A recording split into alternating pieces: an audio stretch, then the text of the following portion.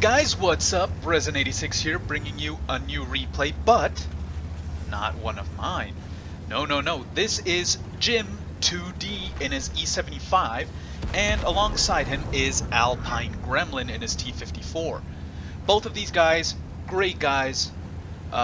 Jim, obviously, I've said this before, he has a YouTube channel where he does these kind of parody things. They're just hilarious. You gotta check him out. And Alpine also has a YouTube channel where he does World of Tanks, but in a more analytical way, at least than what I do. He explains everything he's doing, why he's doing it, in just a very easy to understand way, and very entertaining at the same time. Just awesome.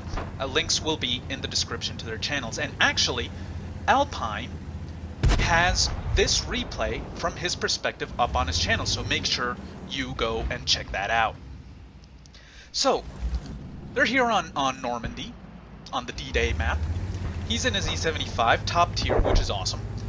And he notices, great situational awareness by him, he notices that there's no one down on the 4 line to stymie the advance of these heavies. So he goes over there and takes it upon himself to make sure they cannot advance. So he goes forward, and this is something I love. This is something I love. I just love it. The way he uses his armor right here. This is exactly how you want to use your armor in an E-75. Side scraping. Great shot into the KB3 and makes him bounce off his side armor. Really thick side armor on the E-75. It has you can see it right there. The hull has 120 millimeters of side armor. Now he gets ready to take another shot at the KB3, however it bounces on his upper glacis. The E-75, while it has a great 128 millimeter gun, it is not all that accurate. This is the first brawling tank in the heavy line that you find. All the others are more snipery, but this one is more of a brawling tank, and you kind of have to aim it a little bit. Now here he uses his repair kit. Great decision, because that KB3 was coming up to try and get his side armor. This is good. Now on the IS-7, good shot. The E-75, the IS-3 bounces on his armor, and he's shortly going to be taken out by that Leopard PTA. Where is it? There it is. Now he goes back up to side scrape again. Another shot on the KB3. Great aiming. And he's taken out by Alpine, who has come over here to back him up. And now finally, IS. Now he's trying to hide, and kudos to him for trying, but he didn't do all that well of a job and gets taken out by Jim. And now, aw, this poor MT-25 accidentally flipped himself over. There's still people who can't adjust to the physics that well. And just hilarity ensues after that. So, gives him a little push. There you go, Mr. MT-25. Go along your merry way. And now, another great example of situational awareness. D6, they have managed to break through. Now, there's an E-75 here and an E-50. He takes the first shot that he can, and now he's basically alone against these two, so he backs up. And this is something I love. I also love this. He goes forward to try to ram the E-75, but he completely ignores the E-50, which is exactly what he's supposed to do. Take out the E-75 who's side on, and let the rest take care of the E-50. But even if he was alone there, that would have been the right thing to do. Why? Because the E-75 has higher alpha, but was a one-shot kill, and the E-50 has lower alpha, and he can take him on at his leisure after he has the one gun taken out of the field. So the scores are tied, 9-9. He auto-aims at this SP-1C, lets it aim a little, brings him down to 69 hit points after Alpine puts a shot into him. He's going to take him out in a second. There we go. And now what's left? A T-32, Panzer 58 Mutz, Yak Tiger 88, and that Bulldog. That Bulldog is going to become a nuisance, trust me. So the Mutz is facing off against Alpine. And he notices that the T-32 is right behind him. So he goes over to face off against him. Remember I said the Bulldog was going to be a nuisance? There it is, firing and spamming his heat ammo.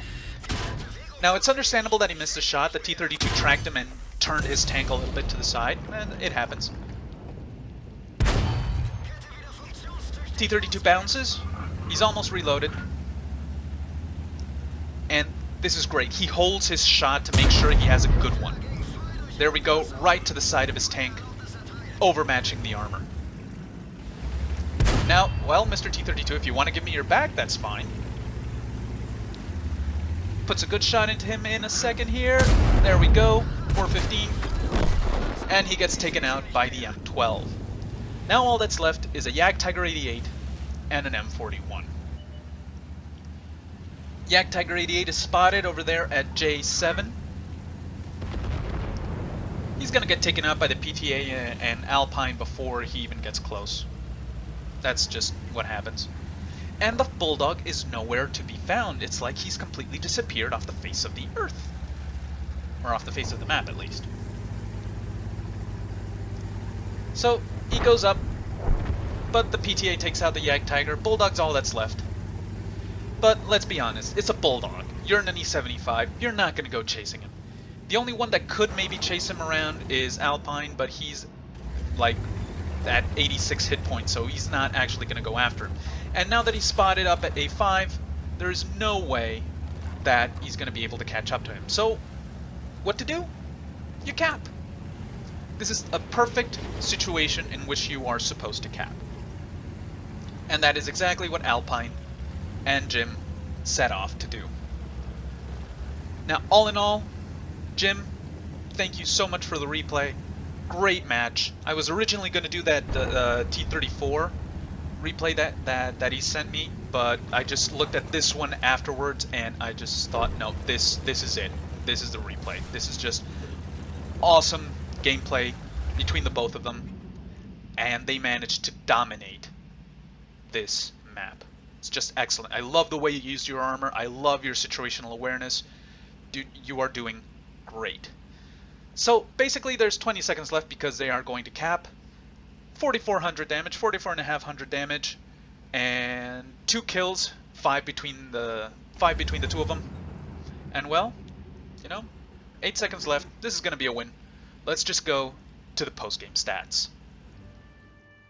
Here we go. He got a first-class mastery badge for his performance in the battle, as well as Bruiser, Shell-Proof, Fire for Effect, and Steel Wall. He also got just shy of 2,000 XP. I do not know if this was ×2 or not, but he also got 66,000 credits. He fired 12 shots, 11 hit, 10 penetrated for a total damage of, as I said before, 4,452. He took 13 hits. 13 hits. 4 of them penetrated, 1 from the E50 and 3 from the Bulldog. And he managed to bounce 9 shots. Great use of your armor, dude, like I said before. His damage blocked by armor was a total of 2,670. He damaged 7 vehicles, destroying 2. However, he did not get high caliber because that goes to Alpine here, who fired 21 shots, 19 hit, 19 penned, for a total damage of 5,584. He also blocked about 1,500 damage with his armor. He damaged 8 vehicles and destroyed 3. So, Jim, thank you very much for sending me this replay. It was just awesome to watch. Great job. Great use of your armor. Great use of the gun as well. I would let it aim a little bit more, at least in the case of that of the KV-3. You know, because the KV-3 has really good frontal armor, at least for tier 7. So a few shots are kind of like prone to bounce if you don't aim it correctly. But aside from that, great use of armor. Great situational awareness, dude. All around great match. Thank you so much for sending that. And you guys, thank you so much for watching. If you liked it, the like button is right there. The dislike button is right next to it. Leave me a comment. Tell me what I can do better or what you didn't like. And I will see you in the next one.